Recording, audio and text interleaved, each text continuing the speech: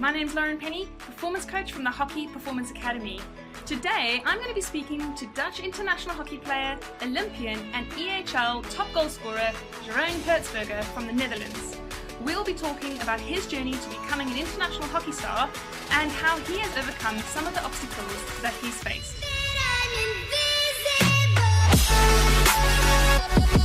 So thanks Jeroen so much for taking the time to come and have a chat and for sharing your story with others.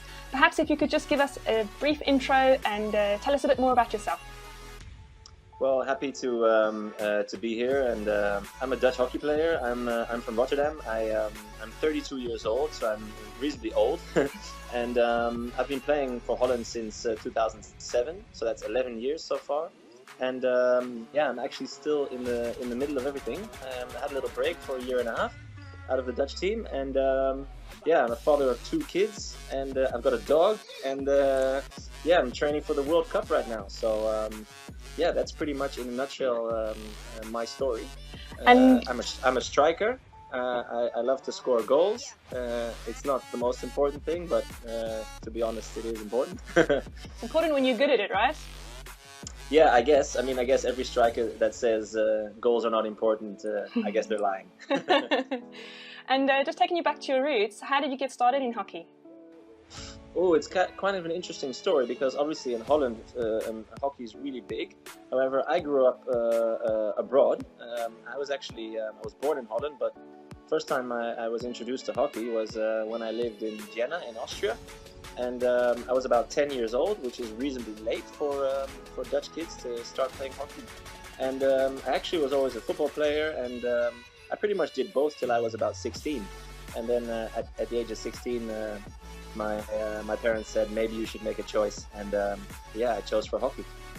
And you spoke about obviously making your debut in 2007 for the national team. How old were you at that time, and how did that feel for you finding out that you were in the national team?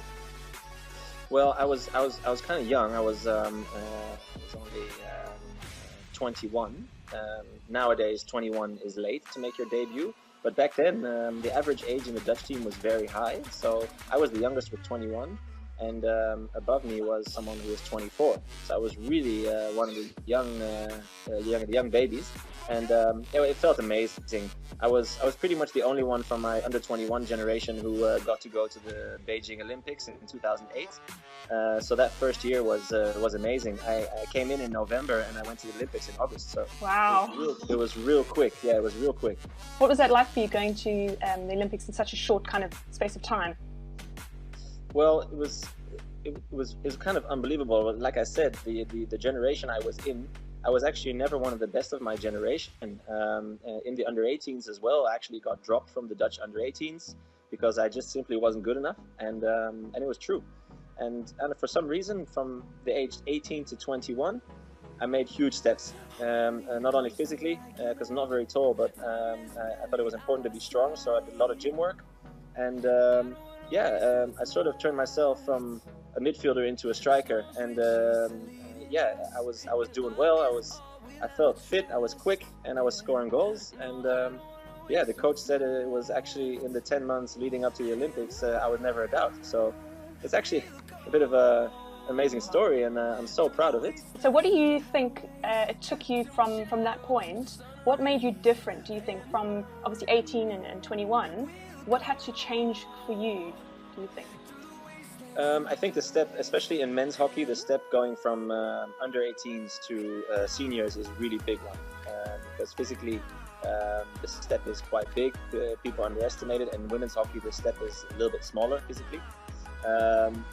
And I think that just the physical aspect, I went into the gym and I gained about 4 or 5 kilos, just pure muscle. My fat percentage stayed the same, and I gained 4 or 5 kilos. And it just showed in games. I was able to stand my ground in one-on-ones. I was able to protect the ball better. And yeah, for some reason, the guys my age, they sort of stayed at the same physical level, and I really stepped up. And I guess the thing that made me make it was the fact that I didn't think that I was that good. So I thought I had to work really hard to show what I could do. And also being dropped from the under 18s, it sort of puts you down back to square one, and then you feel okay, I really need to work hard. And then I guess it starts with hard work, and then if you have a unique selling point like I sort of had created, is I was able to score from all angles, and I was always able to be dangerous with my speed and with my one-on-one. Yeah, I sort of just stuck to it, and yeah, it paid off. So one of my philosophies is, you know, all your major breakthroughs come from a setback. So would you say maybe the setback of missing out was the point that you realized how much it meant to you, and that's when you decided you wanted to go further? Yeah, definitely. When I got dropped from the under-18 team, I think I spoke to no one for a week, and teachers in school were calling my parents saying, "What's going on with Jeroen? Is he okay? And is he ill?" No, I wasn't. I was just so disappointed. I mean, I had chosen to go for hockey over football when I was 16, and then if 2 years later you get smacked down, then you feel like, oh, what is this? You know, I don't want this. And yeah, it took me about 2 years. Even when I was 19, I wasn't even playing for the first men's team. I was playing for the second men's team, and still I had the ambition to make the Olympics and make the national team. And my friends were saying, "Oh yeah, you're crazy." But I don't know. I guess it just starts with really wanting it, and the setback definitely pushed me in the right direction. And yeah, it just made me humble. I think it's always important to be really hungry, to be really humble, and always be like the hardest working person on the field. Yeah, that's the important thing. Exactly. Yeah. And I think it's almost you know, something I always say is you have to actually expect the setbacks, and you have two choices. And my story is actually fairly similar to yours. When I was 17, I didn't make my national junior team, and I was that close to quitting. And it's the reason I actually went over to England and changed my environment, because I was in such a competitive environment. But I made the decision then that this is what I wanted, and I really committed myself to being a better hockey player, doing the extra work that I maybe didn't do before. So I completely resonate with what you're saying and agree 100%. Yeah, but what you said is people always talk about yeah, don't you have to leave a lot of things aside to become a top player? It's true, but that's actually quite easy, because obviously you need to take care of your body, and obviously you need to train hard. However, the trainings are planned, so you need to do that anyway. So what it's about is the extra work. Like you said, I'm willing to invest, I'm willing to change my environment. For example, I'm willing to go to the ground a half an hour before training and practice my reverse, for example, and just take a bag of balls and do extra stuff. So the extra stuff makes the difference, because everyone on the team needs to show up anyway. So the hard training is just something you have to do. Yeah. It's the extra stuff that makes the difference. And yeah, sometimes when you get pushed over, then you feel like, okay, well, now I'm going to work even harder. I'm going to show everyone what I'm made of. And I think that's it shows character. And in the end of the day, your character is the most important thing. Yeah, absolutely. And I think that, I mean, if you follow anything that I do, I focus a lot on mindset, because I believe it starts there. You know, skills are actually the easiest thing to teach, but to make that decision and to be open and, you know, be able to receive criticism, you know, in a positive way is sometimes a difficult thing to do. So on that topic, have you had any kind of major setbacks in addition to, you know, obviously beyond that, once you're in the national team, any major setbacks that have kind of got in the way or been kind of struggles for you? Well, the funny thing was, well, it's not very funny, but I actually sort of had a repeat of this a couple of years later. I missed out on the London Olympics, so I went to Beijing, and then 4 years later, I sort of felt like I was at the peak of my career, being 26, and I was completely ready for the London Olympics. And I was told 3 weeks prior to the Olympics that I was in the team, and then 2 weeks later, I was told that I wasn't. Wow. So obviously very harsh and very disappointing. And the thing is, it's not exactly the same as the under-18 situation, because at this point, I was just sort of the victim of the whole puzzle of the squad, and I was actually one of the best 3 strikers, as I was told by the coach. But he didn't choose me because he needed people with specialisms and like PCs and captain, whatever. And yeah, that was very disappointing.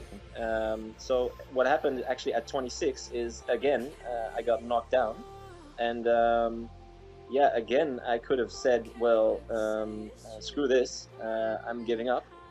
But I didn't. I think feeling sorry for yourself is the biggest mistake you can make as an athlete. And all I did was get back on the horse and just went out and practiced and trained and said, give them no reason to doubt. And then, yeah, after 2012 to 2016 Olympics, I played every tournament for the Dutch team that you could play. And yeah, I was just really motivated. And yeah, played the Rio Olympics 4 years later. So it sort of feels like it went on repeat, even though it's not exactly the same situation. But again, that setback gave me an extra boost to do well. And yeah, it ended up letting me back in the team and making the Rio Olympics. So yeah, I was quite proud of that actually. So yeah, I mean, again, a setback, but like I said, feeling sorry for yourself is not an option. I could have blamed the whole world, but yeah, it's not going to get me in that team. So just got to be better. Wow, that's incredibly inspiring because, like you said, it's a repeat, but it's at a different level. The first time you had to still prove to yourself that you were good enough to be there and prove maybe to others. Whereas the second time you had reached that point, but it was almost like things that are out of your control. I mean, you can't, you know, control what the coach wants, but... Yeah, in the end of the day, I mean, there's so many good players, and in the Olympics, for example, there's only 16 names. And if you're a forward, there's only 5 forwards. And yeah, that means that there's also the puzzle of who has a drag flick, who does this, who does that, who's the captain, who's important off the field, and it's just a big puzzle. And then it can happen in your career that even though you are one of the best players, you could miss out. And I mean, there's always your relationship with the coach. I mean, some people have a better click than others with the coach, and it's very normal. It's in life, it's the same. I mean, we're all different. We all have different perception. That's why you are friends with some people and you're not friends with others. And yeah, unfortunately, that can result in missing out on Olympic Games. And even though it's the more I think about it, the more sad I get, because obviously you don't want to miss out on those things.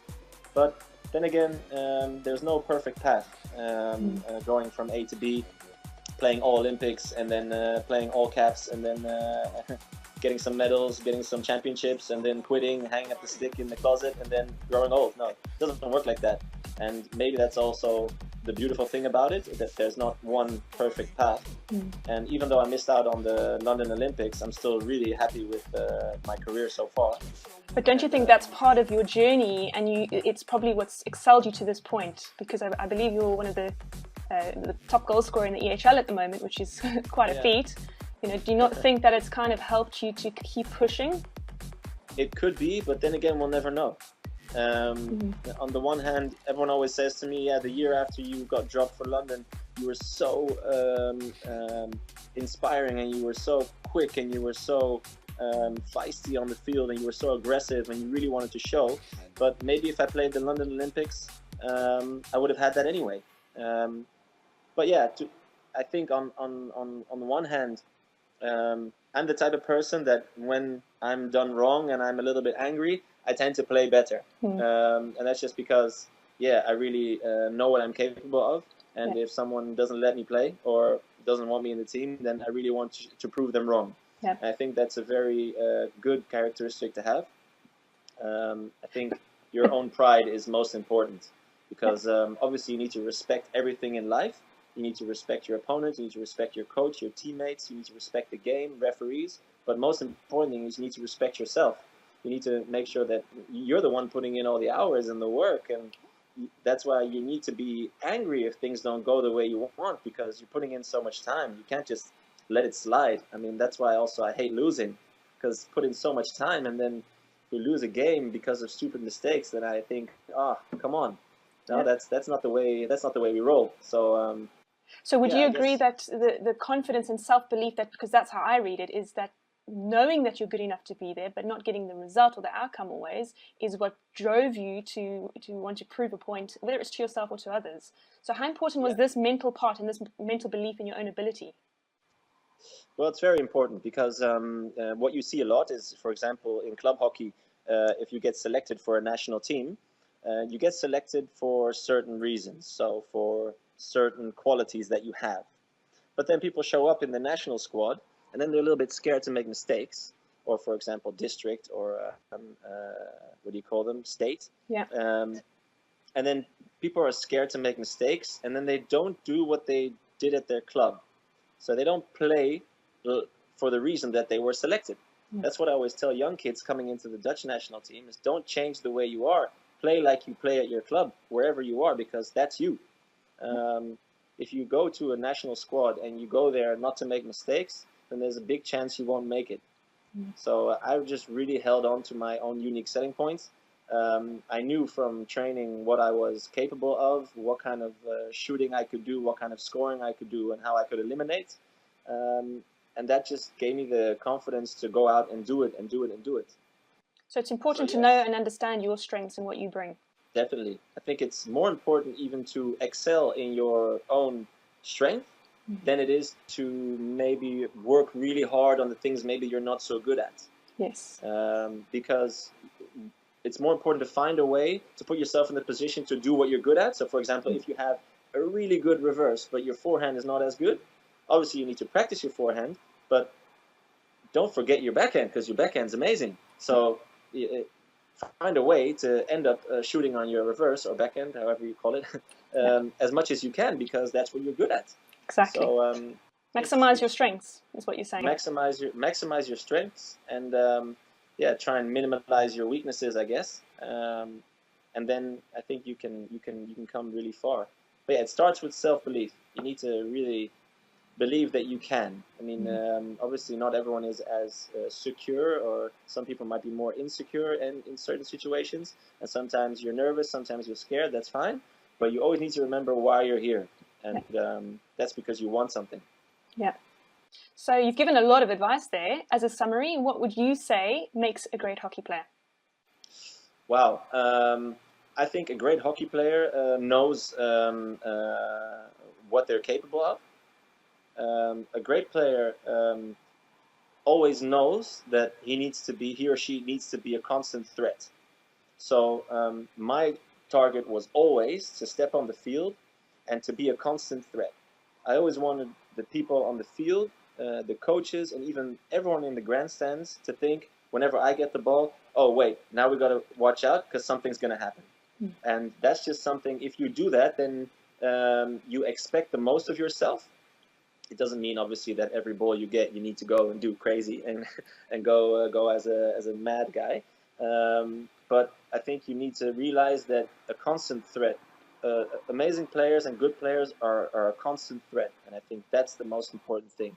There are you cannot hide. You cannot take time off. You cannot be a spectator in your own game. You got to be a constant threat.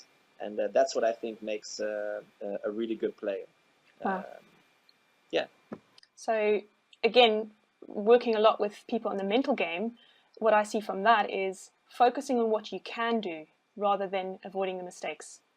Yeah, definitely. There is maybe it's not for now, but if you have time, you can search on the internet and you can look at the difference between being in a ratio state of mind or an intuitive state of mind.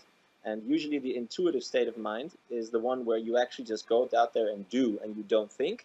And it's so much more powerful than getting the ball and overthinking things and being in a ratio state of mind.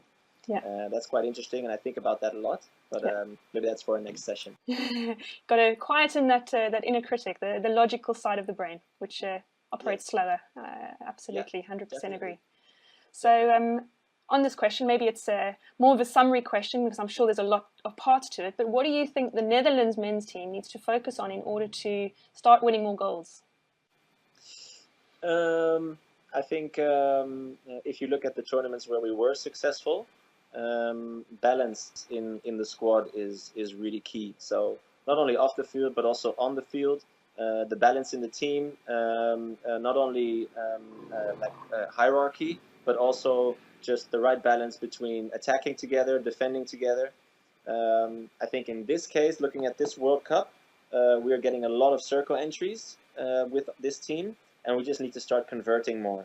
So we need to find a way to be more efficient in the D. And I think that's, for us, going to make the biggest difference between gold, silver, bronze, or whichever spot. And to be fair, there's a lot of good teams, so luck is going to play a role. So we need to make sure that we're that good that even if we're unlucky, we can still win. Yeah, it's all about the small percentages, isn't it? It's all about the small percentages. I mean, just to give an example, we played a top game last weekend. We had both had 10 chances. We both had 20 circle entries. We both had 4 PCs, and we lost 4-3. And then, yeah, did you play a bad game? Did you play a good game? We're not sure. But the details just made sure it was 4-3 to the other team, and we lost. So that's the way it goes in high-level hockey. So you just really need to focus on whenever you get a chance that you need to take it and you need to convert. Yeah. And that's the mindset. So what is it you're working towards next, personally? The World Cup in India is in December. It starts November 29th. So that's the upcoming thing. Our squad gets announced soon, so it's quite exciting because we obviously only 18 guys are allowed to be selected. And then from there on, we're going to be training hard for 6 weeks to make sure we're in the best possible shape to hopefully win the World Cup. Fantastic. And final advice, like I said, you've given a lot of advice and tips throughout this, but how would you summarize to maybe your younger self or to any players watching who want to be the next Jeroen Hertzberger? Well, the biggest advice I would give is obviously be aware of what you're good at. And to my younger self, I would always give the advice, never blame anyone else for things that happen. Never blame, always look in the mirror and always be willing to work even harder to improve. And also being in a good shape and playing well is a mental thing. So there's no such thing as being in shape and being in good form. Form is a state of mind. And that's what I think you need to think about. Form is a state of mind. You can always turn form around from good to bad really quickly because it's a state of mind. Because, you have certain capabilities and you have certain skills and they don't just disappear.